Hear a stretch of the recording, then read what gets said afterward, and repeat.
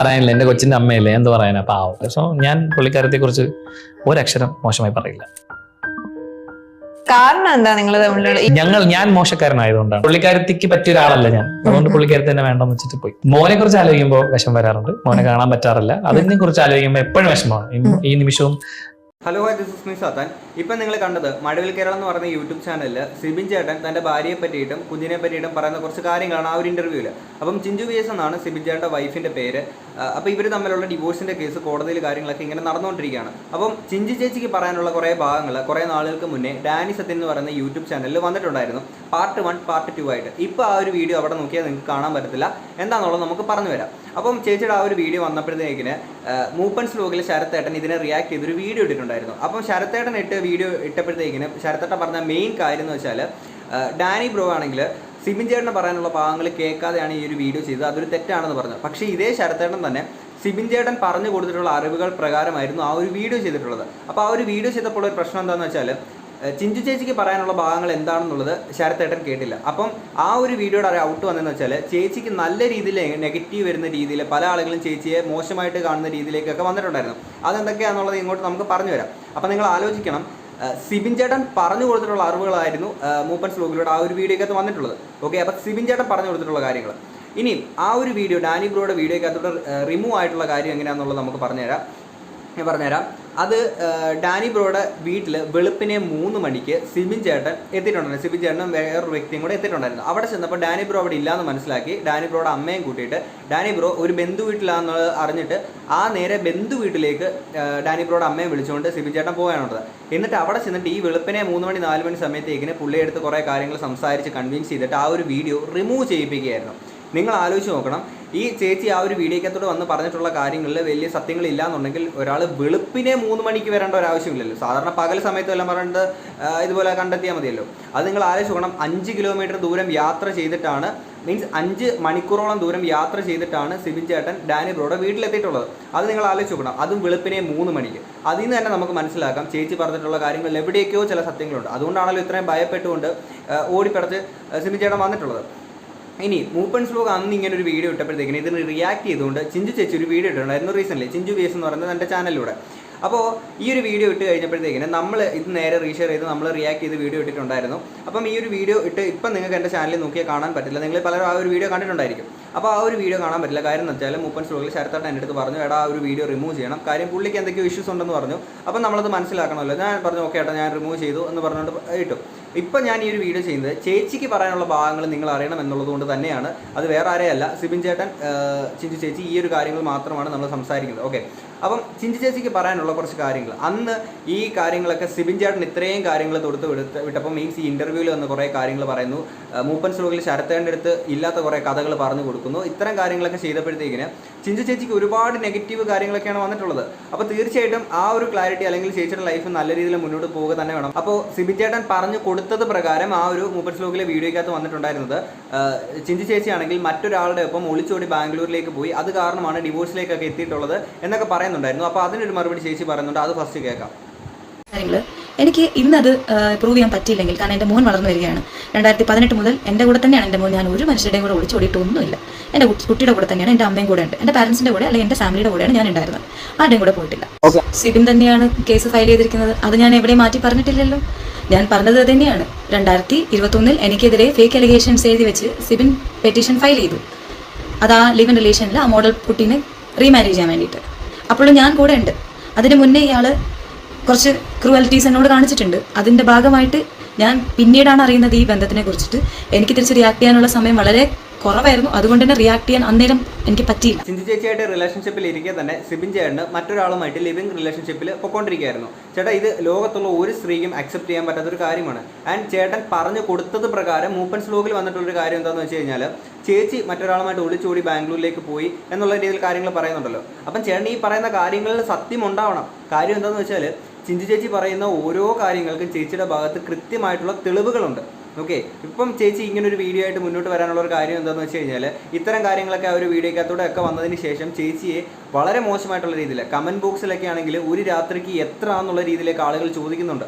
അപ്പം അത്തരം രീതിയിലേക്ക് വരുമ്പോഴത്തേക്കും തീർച്ചയായിട്ടും ഇതിനൊരു എക്സ്പ്ലനേഷൻ പറയേണ്ട ഒരു കാര്യം ചേച്ചിയുടെ ഭാഗത്തുനിന്ന് ഉണ്ടാവേണ്ടതാണ്. അതാണ് ചേച്ചി ചെയ്തുകൊണ്ടിരിക്കുന്നത്. അതിലാർക്കും തെറ്റ് പറയാൻ പറ്റത്തില്ല. പിന്നെ ഈ ഒരു വീഡിയോയ്ക്കകത്തൂടെ ചേച്ചി 2019 ഇതുപോലെ ഒളിച്ചോടിപ്പോയി എന്നുള്ള രീതിയിലൊരു കാര്യം പറയുമ്പോഴത്തേക്കും അതിന് കൃത്യമായിട്ടൊരു എക്സ്പ്ലനേഷൻ ചേച്ചി തരുന്നുണ്ട്. അതുകൂടെ കേൾക്കാം. 2019 എന്ന് പറയുമ്പോൾ എൻ്റെ മോന് 3 വയസ്സാണ്. ഞങ്ങൾ ബാംഗ്ലൂർക്ക് വന്നത് 2018 മാർച്ച് 8-ാം തീയതിയാണ്. അതായത് എൻ്റെ മോന് 2 വയസ്സുള്ളപ്പോൾ. അതായത് ഇപ്പം നിങ്ങൾ പറഞ്ഞ ഇയർ വളരെ കറക്റ്റ് അല്ല. ഇത് 2018 നടക്കുന്നത്. 2018 മാർച്ച് 8-ാം തീയതിയാണ് ഞങ്ങൾ ട്രിവാൻഡ്രത്ത് നിന്ന് ബാംഗ്ലൂർ വരുന്നത്. അത് ബാംഗ്ലൂരിൽ നിന്ന് ബാംഗ്ലൂർ വരുന്നത് ഞങ്ങൾ തനിയല്ല, സിബിൻ എന്ന ആൾ തന്നെയാണ് ഞങ്ങൾ ഇവിടെ എൻ്റെ ചേച്ചിയുടെ ബാംഗ്ലൂർ വീട്ടിൽ കൊണ്ട് വിടുന്നത്. എന്നെയും എൻ്റെ അമ്മേനെയും എൻ്റെ മോനെ സ്വന്തം കാറിൽ ഇവിടെ തന്നെ കൊണ്ട് ഡ്രൈവ് ചെയ്ത് വിടുവാണ് ചെയ്തത്. ഞാനിവിടെ ബാംഗ്ലൂർ വന്നത്, അല്ലെങ്കിൽ പുള്ളി എന്നെ ഇവിടെ കൊണ്ട് വിട്ടത്, എൻ്റെ അമ്മയ്ക്ക് സിസ്റ്റിൻ്റെ ഓപ്പറേഷൻ ഇവിടെ ബാംഗ്ലൂർ തന്നെ ഒരു ഹോസ്പിറ്റലിൽ സിസ്റ്റിൻ്റെ ഓപ്പറേഷന് വേണ്ടിയിട്ടാണ് ഇവിടെ കൊണ്ടുവിട്ടത്. അതിനുശേഷം ഒരു 10 ദിവസം, ഞങ്ങൾ സാധാരണ ബാംഗ്ലൂരിൽ അധികകാലം നിൽക്കാറില്ല. 10 ദിവസം കൂടിപ്പോയ 10 ദിവസം, അതിൽ കൂടുതൽ നിൽക്കാറില്ല. ഈ 10 ദിവസം കഴിഞ്ഞിട്ടും പുള്ളി വന്ന് വിളിക്കുന്നില്ല. അതിനെ ഞാൻ തിരിച്ച് മെസ്സേജ് അയക്കുന്നതിൻ്റെയൊക്കെ എൻ്റെ കയ്യിൽ പ്രൂഫ്സ് ഉണ്ട്. എന്നെ വന്ന് തിരിച്ച് വിളിക്കുന്നില്ല. എന്തുകൊണ്ടെന്ന് ചോദിക്കുമ്പോൾ പുള്ളി പറയുന്നത്, ഞാൻ അവിടെ ഒരു ജോലി നോക്കൂ, നമുക്ക് we will start from the scratch, അതിന് തൊട്ട് ഒന്നേന്ന് തുടങ്ങാം, നമുക്ക് കുറച്ച് ലോണും കാര്യങ്ങളൊക്കെ ഉണ്ട്, അതിന് പുള്ളീനെ ഫിനാൻഷ്യലി ഞാൻ സപ്പോർട്ട് ചെയ്യണം എന്നും പറഞ്ഞൊക്കെയാണ് എന്നോട് ഇവിടെ ഒരു ജോലി നോക്കാൻ പറഞ്ഞായിരുന്നു. ഈ ജോലി നോക്കുന്നതിൻ്റെ ഇടയ്ക്ക് തന്നെ പുള്ളി തന്നെ പറയുന്നുണ്ടതാണ്, പുള്ളിയും ഇവിടെ DJ എന്നുള്ള രീതിയിൽ ഇവിടെ ജോലി നോക്കിക്കോളാം, നമുക്കിവിടെ സ്റ്റാർട്ട് ചെയ്യാം, നമുക്കിവിടെ കരിയർ നോക്കാം എന്നൊക്കെ പുള്ളി തന്നെ പറഞ്ഞ കാര്യമുണ്ട്. ഇതിലെല്ലാം എൻ്റെ കയ്യിൽ പ്രൂഫുണ്ട്, തെളിവുണ്ട്. ഇപ്പോൾ പുള്ളി പറഞ്ഞത് പ്രകാരം ഞാനിവിടെ ബാംഗ്ലൂർ ജോലി കിട്ടി എനിക്ക്. അത് കഴിഞ്ഞിട്ട് ഞാൻ പുള്ളിയോട് പറയുന്നതാണ് ഇങ്ങനെ ഇങ്ങോട്ട് ബാംഗ്ലൂരേക്ക് വരാൻ വേണ്ടിയിട്ട്. അപ്പോൾ അതിന് പുള്ളി തരുന്ന റിപ്ലൈ ആണ് ഈ കാണുന്നത്. മാർച്ചിൽ ഞങ്ങൾ ബാംഗ്ലൂർ വന്നത് തൊട്ട് സെപ്റ്റംബർ വരെ ഞങ്ങൾ തമ്മിൽ കാണുകയും ടെക്സ്റ്റ് മെസ്സേജ് അയക്കുകയും ഇടയ്ക്കിടയ്ക്ക് വന്ന്. അപ്പോൾ ചിഞ്ചു ചേച്ചിയെ ബാംഗ്ലൂർ കൊണ്ടുപോയിട്ടുള്ളത് സിബിൻ ചേട്ടൻ തന്നെയാണ്. ആദ്യം കുറേ നാളൊക്കെയാണ് സിബിൻ ചേട്ടൻ വന്ന് കാണാറ് കാര്യങ്ങളൊക്കെ ഉണ്ടായിരുന്നു. പിന്നെ പോകെ അത് കുറഞ്ഞ് ആ ഒരു കോൺടാക്ട് ഇല്ലാണ്ടായി. കാര്യം എന്താണെന്ന് വെച്ചാൽ ആ ഒരു ടൈമിലാണ് സിബിൻ ചേട്ടൻ മറ്റൊരു റിലേഷൻഷിപ്പ് കാര്യങ്ങളൊക്കെ ഉണ്ടാകുന്നത്. എൻ്റെ പൊന്ന് സിബിൻ ചേട്ടന് ആരുമായിട്ട് റിലേഷൻഷിപ്പ് കാര്യങ്ങളൊക്കെ പോകും, അതൊന്നും ഒരിക്കലും ഒരു തെറ്റുള്ള കാര്യമല്ല. പക്ഷേ ചേട്ടൻ ഓൾറെഡി ഒരു വിവാഹ ബന്ധത്തിലിരിക്കെ ചേട്ടൻ അങ്ങനെ ഒരു കാര്യം ചെയ്യുന്നത് വലിയൊരു തെറ്റ് തന്നെയാണ്. ഓക്കെ, ആൻഡ് ഇപ്പം ചേട്ടൻ അങ്ങനെയുള്ള എന്ത് കാര്യങ്ങളും ആവാം. എപ്പോഴാണ് ചിഞ്ചു ചേച്ചിയായിട്ടുള്ള ഈ ഒരു വിവാഹ ബന്ധം വേർപെടുത്തിയതിന് ശേഷം, അതായത് ഡിവോഴ്സ് ആയതിനു ശേഷം ചേട്ടൻ എന്തും കാണിക്കുക, നോ പ്രോബ്ലം. ഓക്കെ, അല്ലാതെ ചേട്ടൻ ഈ ചെയ്യുന്ന ഓരോ കാര്യങ്ങളും തെറ്റ് തന്നെയാണ്. മാർച്ച് മുതൽ ഞങ്ങൾ സെപ്റ്റംബർ 2018 വരെ ഞങ്ങൾ കാണുന്നുണ്ടായിരുന്നു. ഞങ്ങൾ അങ്ങോട്ടും ഇങ്ങോട്ടും വീഡിയോ കോൾസ്, മോനെ പുറത്തു കൊണ്ടുപോലും ഒക്കെ ഉണ്ടായിരുന്നു ഇടയ്ക്കിടയ്ക്ക്. അതിനിടയ്ക്ക് ഞാൻ രണ്ടാമതൊന്നും കൂടെ കൺസീവായി. അത് പുള്ളിയുടെ തന്നെ സെക്കൻഡ് ബേബിയാണ്. പക്ഷേ അത് മെഡിക്കൽ ടെർമിനേഷൻ ചെയ്യേണ്ടി വന്നു. ഇപ്പം പുള്ളി പറയുന്നത് അത് പുള്ളിയുടെ കുട്ടിയല്ല എന്നൊക്കെ പുള്ളി പറയുന്നുണ്ടോ. അത് എനിക്ക് മനസ്സിലായി. ഇത്രയും ദുഷ്ടനായ ഒരു വ്യക്തിയുടെ കൂടെയാണ് ഞാൻ കഴിഞ്ഞതെന്ന് എനിക്ക് ആലോചിക്കുമ്പോൾ എനിക്ക് എന്നോട് തന്നെ വെറുപ്പ് തോന്നുവാണ്. ഏതൊരു സ്ത്രീക്കാണ് ഇതൊക്കെ സഹിച്ചു നിൽക്കാൻ പറ്റുക? അതായത് പ്രഗ്നൻ്റ് ആയിട്ടിരിക്കുന്ന ഒരു ലേഡിയുടെ അടുത്ത് തൻ്റെ ഹസ്ബൻഡ് വന്ന് പറയുകയാണ് ഈ കുഞ്ഞ് എൻ്റെ അല്ല മറ്റാരുടെയാണെന്ന് പറയുമ്പോൾ ആ ഒരു മാനസികാവസ്ഥയിൽ ആ ഒരു സ്ത്രീക്ക് മരിച്ചു പോയാൽ മതി എന്ന് തോന്നിപ്പോകുന്നൊരു സിറ്റുവേഷനാണത്. ഓക്കെ, ആൻഡ് ഇതിനെല്ലാം ശേഷം മൂപ്പൻസ് വ്ലോഗിൽ വന്നിട്ടുള്ള വേറൊരു കാര്യമാണ്, ചേച്ചിക്ക് എല്ലാ മാസവും 25,000 രൂപ വെച്ച് ബാങ്ക് അക്കൗണ്ടിൽ ഇട്ട് കൊടുക്കുമായിരുന്നു. അപ്പോൾ അതൊക്കെ എന്താണെന്നുള്ള രീതിയിലേക്ക് പറയുന്നുണ്ടായിരുന്നു. അപ്പോൾ അതിനൊരു എക്സ്പ്ലനേഷൻ കൂടെ ചേച്ചി പറയുന്നുണ്ട്. ഈ കണ്ട് 25,000 പെർ മന്ത് പുള്ളി തന്നുകൊണ്ടിരുന്നത് എൻ്റെ കുട്ടിയുടെ ട്രീറ്റ്മെൻറ്റിൻ്റെ ചാർജാണത്. അത് പുള്ളിക്ക് നല്ലപോലെ അറിയാം. ഇപ്പോൾ പുള്ളി പറയുമ്പം ബാക്കിയുള്ളവർക്ക് തോന്നും ഞാൻ ആ ക്യാഷ് എടുത്ത് വെച്ച് ഞാൻ പുട്ടടിക്കുമായിരുന്നോ, അങ്ങനെയൊക്കെ നിങ്ങൾക്ക് തോന്നാം. പുള്ളിയുടെ ക്യാഷ് വെച്ച് ഇത്രയും കാലം ജീവിക്കുമായിരുന്നു, ഒരിക്കലുമില്ല. അതെൻ്റെ മോൻ്റെ ട്രീറ്റ്മെൻറ്റ് ചാർജാണ് 25,000 പെർ മന്ത്. ഇവിടെ JP നഗറിൽ എൻ്റെ കുട്ടിക്ക് CBT2 എന്ന് പറഞ്ഞൊരു സ്ഥാപനമുണ്ട്. അവിടെ സ്പീച്ചിനും ഈ ഓട്ടിസ്റ്റിക് ആയിട്ടുള്ള കുട്ടികൾക്ക് വേണ്ടിയിട്ടൊരു ട്രീറ്റ്മെൻറ്റ് സെൻ്ററാണത്. അതിന് 2 ദിവസം 1.5 lakh rupees ഞാനാണ് കൊടുത്തത്. അപ്പം അതൊന്നും ഞാനിവിടെ കണക്കൊന്നും പറയുന്നില്ല, പുള്ളി പറഞ്ഞതുകൊണ്ട് മാത്രം ഇത് പറയുവാണ്. കാരണം ഒരുപാട് എക്സ്പെൻസീവ് ആയിട്ടുള്ള ട്രീറ്റ്മെൻറ്റും തെറപ്പീസും ആണ് ഇങ്ങനെ നമുക്കൊരു ഓട്ടിസ്റ്റിക് ഡയഗ്നോസ് ചെയ്ത കുട്ടികൾക്ക് കൊടുക്കുന്നത്. അത് അറിയുന്നവർക്ക് വളരെ നല്ല ആധികാരികമായി ഇതിനെപ്പറ്റി പറയാൻ പറ്റും. എനിക്കും പറ്റും, കാരണം ഞാനിപ്പോൾ ഇത്രയും വർഷമായിട്ട് മോൻ്റെ തെറപ്പിയും ട്രീറ്റ്മെൻറ്റ്സും ഒക്കെ അറ്റൻഡ് ചെയ്യുന്ന സെഷൻസും ഒക്കെ അറ്റൻഡ് ചെയ്യുന്നതാണ്. അപ്പം 1.5 year പുള്ളി ഹെൽപ്പ് ചെയ്തു എന്നുള്ളത് സത്യമാണ്. ഞാൻ ഹെൽപ്പ് ചെയ്തിട്ടില്ല എന്ന് പറഞ്ഞിട്ടില്ല. 2020 വരെ, അതായത് മാർച്ച് 20 വരെ പുള്ളി അതിന് സഹായിച്ചിട്ടുള്ളൂ. 2020 മുതൽ പുള്ളിക്കാരൻ, അതായത് 2019 മുതൽ അവരുടെ ആ ഒരു ലിവിംഗ് റിലേഷൻഷിപ്പ് സ്റ്റാർട്ട് ചെയ്തിട്ടുണ്ട് ഞാൻ ഉണ്ടായിരുന്നപ്പോൾ തന്നെ. 2020 തൊട്ടിട്ട് പുള്ളി ചോദിക്കാൻ തുടങ്ങി മ്യൂച്വൽ കൺസെൻറ്റിനെ പറ്റിയും മാരേജ് സർട്ടിഫിക്കറ്റ് തരാനൊക്കെ പറഞ്ഞിട്ട്. പിന്നെ മനസ്സിലാക്കി ഞാൻ വഞ്ചിക്കപ്പെടുവാണെന്ന്. അത് കഴിഞ്ഞ് ട്രാൻസ്പോർട്ടേഷന് 10,000 ഒക്കെ കൊടുത്തിട്ടുള്ളത് ഞാൻ തന്നെയാണ്. സോ ചിലവിന് വേണ്ടി ഒന്നും പറയരുത്. ചിലവിന് വേണ്ടി പുള്ളി ഒന്നും അയച്ചിട്ടില്ല. ഇത് ജസ്റ്റ് ട്രീറ്റ്മെൻറ്റിൻ്റെ ക്യാഷ് മാത്രമാണ്. ചിലവും കാര്യങ്ങളും എൻ്റെ അമ്മയുടെ കാര്യമൊക്കെ നോക്കിക്കൊണ്ടിരുന്നത് ഞാൻ തന്നെയാണ്. അപ്പോൾ പുള്ളി വേറെ രീതിയിലാണത്. പിന്നെ 2020 കഴിഞ്ഞിട്ട് എന്താണ് സംഭവിച്ചതെന്ന് ഞാൻ പറഞ്ഞിട്ടുണ്ട്. പുള്ളി ഒരു ലിവിംഗ് റിലേഷനിലായിരുന്നു. ഞാൻ കൂടെ ഉണ്ടായിരുന്നപ്പോൾ തന്നെ പുള്ളി ഒരു ലിവിംഗ് റിലേഷനിൽ പോയി. ഒരു മോഡലായിരുന്നു. ഞാൻ പേരൊന്നും പറയുന്നില്ല, പക്ഷേ ആവശ്യമായിട്ട് വന്നു കഴിഞ്ഞാൽ ഒരു പക്ഷേ ഞാൻ പേര് വെളിപ്പെടുത്തും. കാരണം പുള്ളി എന്നെ ബ്ലാക്ക് മെയിൽ ചെയ്തിട്ടൊക്കെ ഇരിപ്പുണ്ട്. ഇപ്പോഴും വാട്സാപ്പിൽ കാര്യങ്ങൾ മെസ്സേജൊക്കെ അയക്കുന്നുണ്ട്.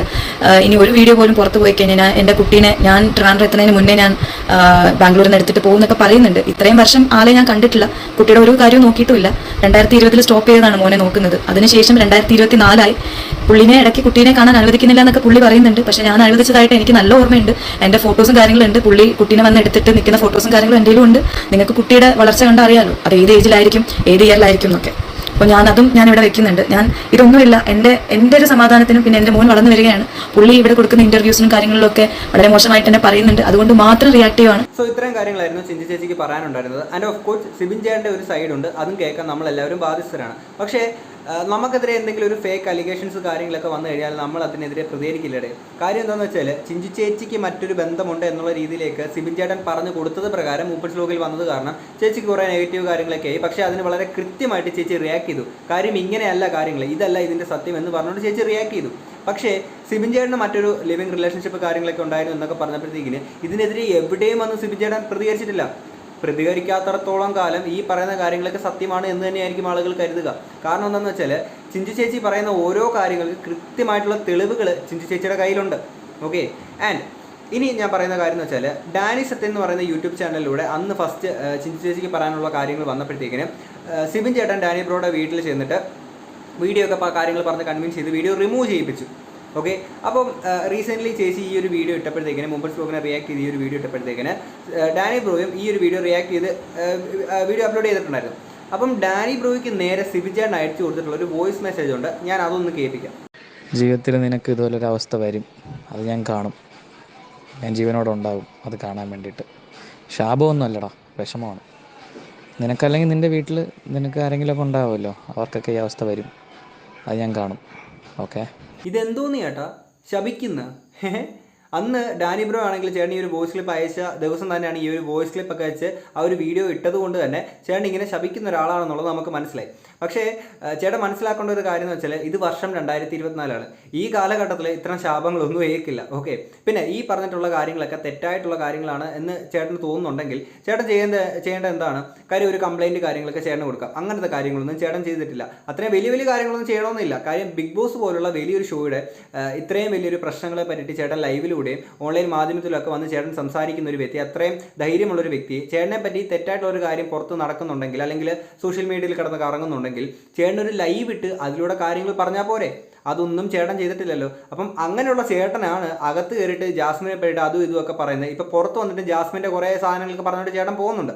അപ്പം ഇതൊന്നും പറയാനുള്ളൊരു യോഗ്യത ചേട്ടനില്ല എന്നുള്ളത് ചേട്ടൻ മനസ്സിലാക്കണം. കാര്യം ചേട്ടൻ ചെയ്യുന്ന പ്രവൃത്തികളൊക്കെ ആ രീതിയിലാണ്. ഓക്കെ. അകത്ത് കയറിയിട്ട് ജാസ്മിൻ ഗബ്രിങ് കാണിക്കുന്ന എന്ത് അത് ഇത് തെറ്റ് എന്നൊക്കെ പറയുന്നു. ഇവിടെ ഓൾറെഡി ഒരു വിവാഹബന്ധത്തിൽ ഇരിക്കുക, ഒരു ലിവിങ് റിലേഷൻഷിപ്പിൽ പോയിട്ടുള്ള ചേട്ടനെ പോലെ ഒരു വ്യക്തിക്ക് ഒരിക്കലും ജാസ്മിൻ എടുത്ത് അത്തരം കാര്യങ്ങൾ പറയാനുള്ള ഒരു റൈറ്റ് ഇല്ല. ഓക്കെ. എന്തായാലും ചേട്ടൻ ഇതിനൊക്കെ തീർച്ചയായിട്ടും ചേട്ടൻ്റെ ഒരു സൈഡ് ഉണ്ടാവും. അതെങ്ങനെയാണെങ്കിലും ചേട്ടൻ ഒരു ലൈവ് ഇട്ടാണെങ്കിലും ഒക്കെ അറിയിക്കാവുന്നതേ ഉള്ളൂ.